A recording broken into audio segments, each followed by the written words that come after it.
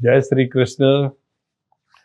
आज कामिका एकादशी है और एकादशी का व्रत करने से मनुष्य सभी पापों से मुक्त हो जाता है। एकादशी का महात्म भगवान श्री कृष्ण पांडवों को बताते हैं और प्रत्येक पांडव एकादशी का व्रत करते थे। भीमसेन नहीं कर पाते थे, उन्होंने भी निर्जल एकादशी का व्रत करके सभी एकादशियों के व्रत का फल प्राप्त कर लिया था। आज श्रावण महीने के कृष्ण पक्ष की एकादशी है। इसको हम कामिका एकादशी के नाम से जानते हैं। कामिका एकादशी को भगवान श्री हरि की पूजा करके रात्रि को जागरण करना चाहिए। इससे प्रत्येक मनुष्य के समुद्र के समान अगर पाप हैं तो वो भी नष्ट हो जाते हैं। एकादशी का व्रत वाले दिन प्रत्येक व्यक्ति को एकादशी की कथा अवश्य सुननी चाहिए। आज की कथा कामिका एकादशी की इस प्रकार है। युधिष्ठिर ने पूछा, गोविंद वासुदेव, आपको मेरा नमस्कार है। श्रावण के कृष्ण पक्ष के महीने में कौन सी एकादशी होती है, उसका कृपया वर्णन कीजिए।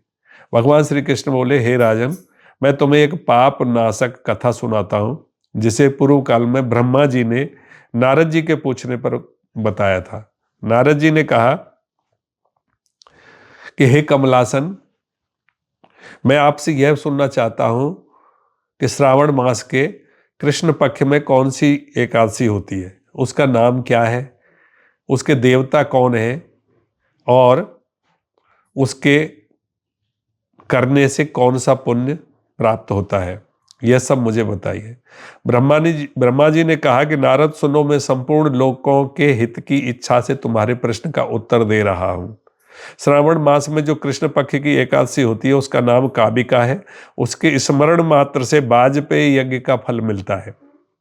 उस दिन श्रीधर, हरि, विष्णु, माधव और मधुसूदन आदि नामों से भगवान का पूजन करना चाहिए। भगवान श्री कृष्ण के पूजन से जो फल मिलता है वह गंगा, काशी, नैमिषारण्य तथा पुष्कर क्षेत्र में भी सुलभ नहीं है। सिंह राशि के बृहस्पति होने पर तथा व्यतिपात और दंड योग में गोदावरी स्नान से जिस फल की प्राप्ति होती है वही फल भगवान श्री कृष्ण के पूजन से भी मिलता है। जो समुद्र और वन सहित समूची पृथ्वी का दान करता है तथा जो कामिका एकादशी का व्रत करता है, वे दोनों समान फल के भागी माने गए हैं। जो ब्याई हुई गाय को अन्य सामग्रियों सहित दान करता है, उस मनुष्य को जिस फल की प्राप्ति होती है वही कामिका एकादशी का व्रत करने वाले को मिलता है। जो नरश्रेष्ठ श्रावण मास में भगवान श्रीधर का पूजन करता है, उसके द्वारा गंधर्वों और नागों सहित संपूर्ण देवताओं की पूजा हो जाती है। अतः पाप से डरे हुए व्यक्तियों को यथाशक्ति पूजन करके, प्रयत्न करके कामिका एकादशी के दिन श्री हरि का पूजन करना चाहिए। जो पाप रूपी पंख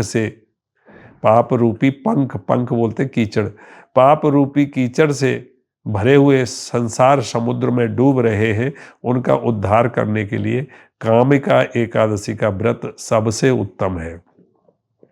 अध्यात्म विद्या परायण पुरुषों को जिस फल की प्राप्ति होती है उससे बहुत अधिक फल कामिका एकादशी व्रत का सेवन करने वालों को मिलता है।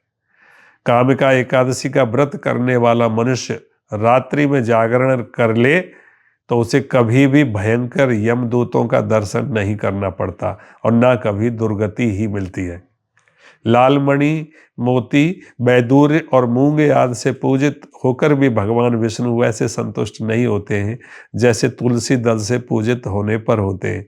जिसने तुलसी की मंजरियों से भगवान श्री कृष्ण का पूजन कर लिया है, उसके जन्म भर का पाप निश्चय ही नष्ट हो जाता है।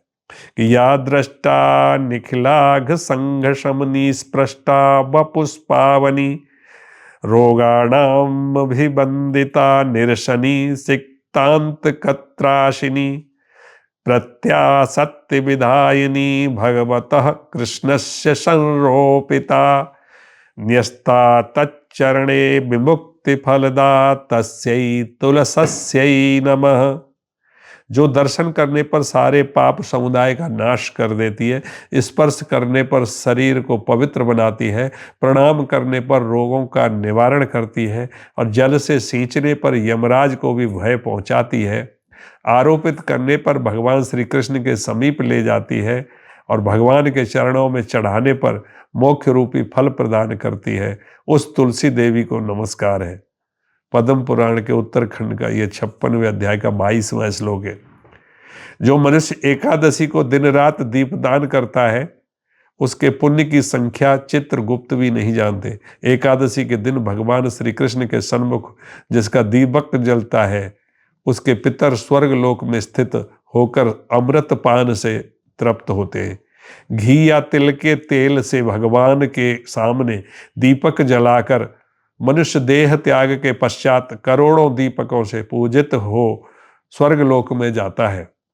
भगवान श्री कृष्ण कहते हैं कि हे युधिष्ठिर, यह तुम्हारे सामने मैंने कामिका एकादशी की महिमा का वर्णन किया है।